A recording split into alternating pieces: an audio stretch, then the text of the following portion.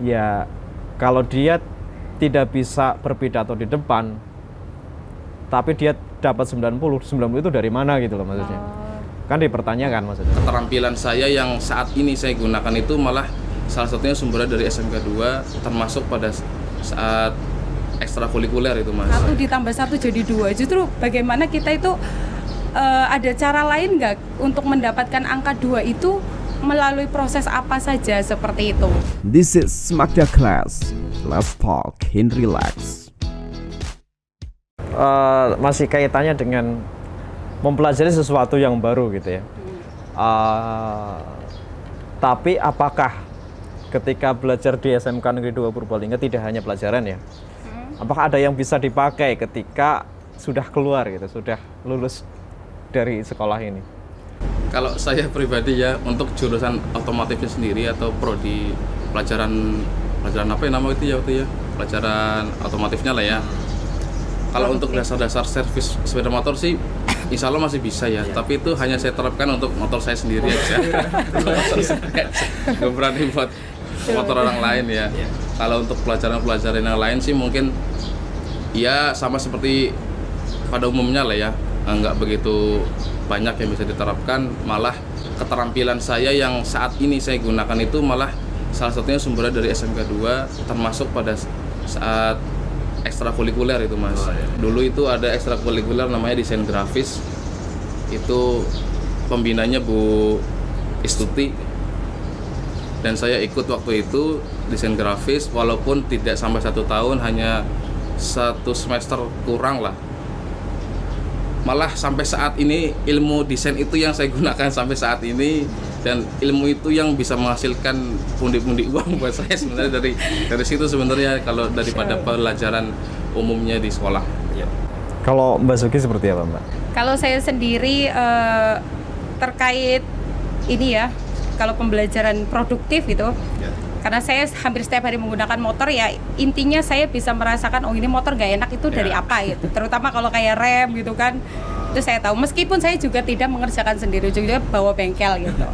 Tapi sih alhamdulillah ini mudah-mudahan ya, saya dengan suami juga sedang merintis bengkel mobil gitu. Karena saya juga jurusannya sama dengan suami. Ya, ketemu di kampus. Ketemu di kampus ya, mudah-mudahan bisa membantu banyak orang. Dan yang lebih ini sih ya, kalau pelajaran umumnya saya justru mendapatkan kekeluargaan dari sini kok. Beda, meskipun tidak diajarkan kekeluargaan di sini, saya mendapatkan ilmu kekeluargaan itu banyak banget, hangat banget di sini. Dari semua guru yang zaman saya itu udah ada sampai sekarang, itu saya masih mengingat betul kebaikan-kebaikannya, dan itu insya Allah saya akan terapkan ke murid-murid saya seperti itu. Baik, mungkin saya mengambil beberapa ilmu sedikit ya, beberapa ringkasan ya, bahwa sebenarnya yang kita pelajari di sekolah itu tidak hanya pelajaran saat di kelas gitu loh maksudnya, tapi yang kita dapat ambil ketika berada di sekolah adalah seluruh lingkungan ini gitu. Baik kita dengan teman kita, bagaimana kita menjaga relasi dengan teman kita. Kita tidak tahu bahwa teman kita suatu saat akan membantu kita gitu. Mungkin dia calon bos gitu misalkan, dia bisa membantu kita dalam kerjasama, misalnya usaha dan sebagainya. Kemudian ada lagi ketika berorganisasi, tentunya ketika ekstrakurikuler atau OSIS gitu kan, yang saat ini saya pikir masih kurang untuk yang siswanya. Kalau siswinya saya pikir banyak, tapi antusias untuk siswanya saya pikir kurang. Saya tidak tahu kenapa, tapi itulah yang terjadi saat ini. Saya pikir mungkin ini belum dipahami oleh siswa, karena saat ini pun memang hasil daripada pandemi 2 tahun yang lalu.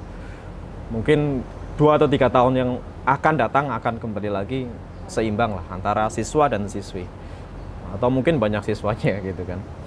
Saya pikir seperti itu. Padahal ya Mas, kalau kita lihat ya, ketika kita sudah lulus sekolah itu, ilmu yang paling kita terapkan adalah ilmu di luar pendidikan di kelasnya ya. Betul. Terutama pada saat kita mengikuti organisasi ya. Mungkin saya termasuk orang yang dulu paling banyak ikut organisasi, nggak banyak banget sih ya. Saya dulu OSIS juga, rohis juga, desain grafis juga, sepak bola juga, anggar juga.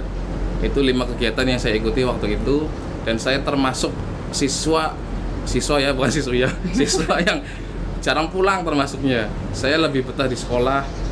Ketika saya pulang itu malah bingung ngapain gitu. Saya dalam 1 pekan itu saya pulang hanya sehari atau 2 hari lah. Jadi hari-hari saya lebih banyak dihabiskan di sekolah. Saya ikut tinggal di takmir Masjid ya. Saat ini masih kosong takmir masjidnya. Masih kosong ya? Masih kosong. Itu sangat-sangat sayang sebenarnya. Sudah dibangun padahal yang baru. Jadi ilmu yang di situ malah di luar pendidikan di kelas itulah sebenarnya yang bisa membentuk karakter kita di luar ya. Walau entah itu kita setelah lulus mau kerja ataupun kuliah, ilmu itulah yang akan sebenarnya lebih mendekati untuk diterapkan ya, untuk di lingkungan itu mungkin Mas. Kalau Mbak Sugi gimana komentarnya Mbak? Iya, komentar terkait ini juga sama. Ilmu organisasi itu juga sangat penting, terutama negosiasi ya. Ini termasuk dulu Pradani loh Mas. Saya Pradani pada zamannya ya, pada zamannya. Alhamdulillah juga ya, ketika saya di Jakarta, apalagi perantauan itu kan sangat keras ya dibanding kita nomaden di sini, daripada kita tetap tinggal di sini tuh di sana kita harus berputar otaknya bagaimana caranya kita bertahan hidup. Ya, sampai saya itu kuliah pun saya nyambi jadi tour leader yang harus pergi kemana-mana, ngeles juga. Jadi itu kita otaknya itu benar-benar dipakai itu bukan hanya pembelajaran 1 ditambah 1 jadi 2. Justru bagaimana kita itu ada cara lain nggak untuk mendapatkan angka 2 itu melalui proses apa saja seperti itu. Nah itu makanya saya pesan untuk, boleh menyebut adik ya berarti ya, meskipun saya udah tua gitu ya. Jadi pesan untuk adik-adik ya, silakan gunakan organisasi yang ada di sekolah semaksimal mungkin, karena di situ tuh banyak sekali pembelajaran yang akan kita dapatkan, terutama teknik negosiasi itu yang paling penting di kehidupan yang sesungguhnya itu benar-benar negosiasi. Karena sepintar apapun kita, otak kita bisa memecahkan masalah X plus Y sama dengan segini, berapakah X dan Y-nya itu. Tapi kalau kita tidak bisa negosiasi atau public speaking-nya, itu akan nol, tidak akan berguna. Karena bahasanya kita itu gagu di luar sana, tidak bisa ngomong dengan orang luar, itu yang akan menghambat kecerdasan kita tidak sampai ke orang yang akan membawa kita mungkin masalah ke pekerjaan atau ke masalah internal kita juga. Kita perlu tahu dengan public speaking dan teknik negosiasi itu. Ya, saya sepakat sekali ya dengan hal itu ya, karena saat ini saya pikir kurikulum Merdeka pun sangat mendukung ya untuk hal-hal seperti itu kan, karena lebih fleksibel dalam pembelajarannya. Tidak harus semua materi disampaikan gitu loh maksudnya, dipilih yang paling penting gitu, tapi harus kompeten gitu loh. Dan lebih banyak soft skill saya pikir. Karena seperti bahasa Indonesia kan, ya kalau dia tidak bisa berpidato di depan, tapi dia dapat 90 itu dari mana gitu loh maksudnya. Kan dipertanyakan maksudnya. Mungkin seperti itu gitu loh. Lebih mengukur secara keseluruhan, dia public speakingnya seperti apa gitu loh. Dan itu pun yang insya Allah saya terapkan juga gitu, bagaimana mereka meningkatkan soft skillnya. Gitu. Kemudian dari hal tersebut ini terakhir nih, sudah cukup lama 24 menit ini. Yang terakhir mungkin ya, apa sih yang bisa dimanfaatkan ataupun ya dimanfaatkan fasilitas di sekolah ataupun yang harus dikerjakan di sekolah oleh siswa gitu. Ini sebenarnya SMK 2 ini termasuk yang perkembangannya sangat pesat ya, Masya Allah ya. Kalau kita lihat pada saat angkatan saya dulu hanya beberapa gedung, terus sekarang itu ada lab komputer nggak sih ya Mas? Ada banyak. Ada banyak ya. Banyak. Nah, itu dulu salah satu kendala ekstrakurikuler desain grafis berhenti karena komputernya pada mati. Itu sangat-sangat disayangkan ya, padahal itu soft skill yang bisa kita pergunakan untuk kedepannya.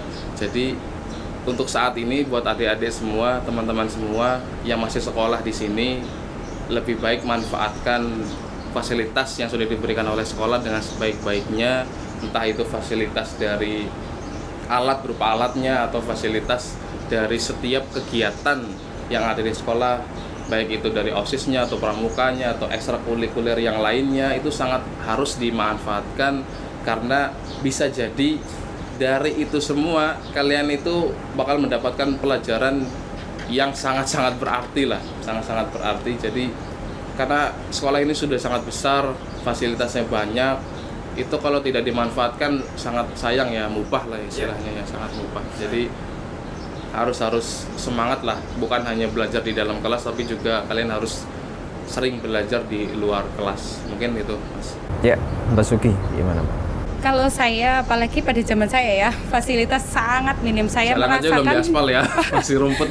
saya pembelajaran 1 semester itu produktif hanya mendapatkan gambar teknik karena saking belum ada fasilitas.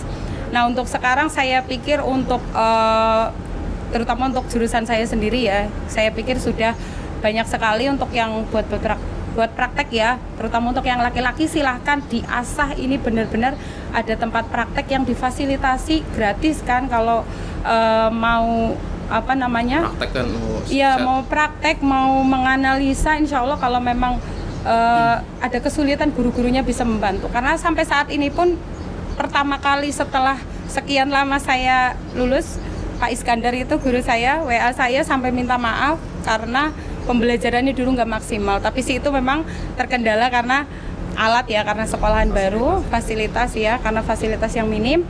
Nah, pesan saya juga untuk adik-adik yang ada di sini ya, silahkan difasilitas. Ini ada wifi juga nggak ya di sini? ada.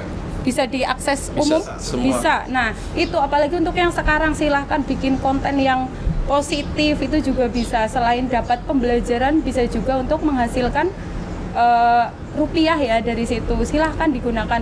Bisa, semuanya ini bisa dieksplor. Kalau saya lihat ya, dari setiap sudut sekolahnya itu Masya Allah banget ya, dibanding zaman saya itu. Saya jadi malah pengen sekolah lagi nih.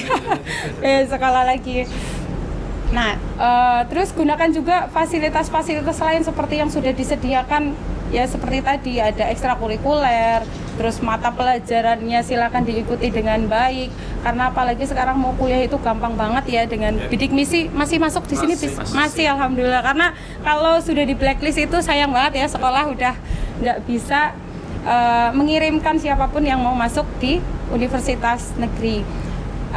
Terus untuk sekarang saya rasa itu kan lebih mudah ya Bapak, tanpa dipungut biaya sepeser pun ya untuk negeri. Zaman saya itu masih pertama masuk dulu 800.000 ya, itu gede banget itu, belum SPP-nya. Sekarang silahkan digunakan, tolong jangan disia-siakan, sudah gratis, fasilitasnya maksimal, guru-gurunya kompeten, Masya Allah banget. Teman-temannya silahkan diajak untuk kegiatan yang positif, seperti itu saja sih. Baik, terima kasih Mbak Suki dan Mas Zainal.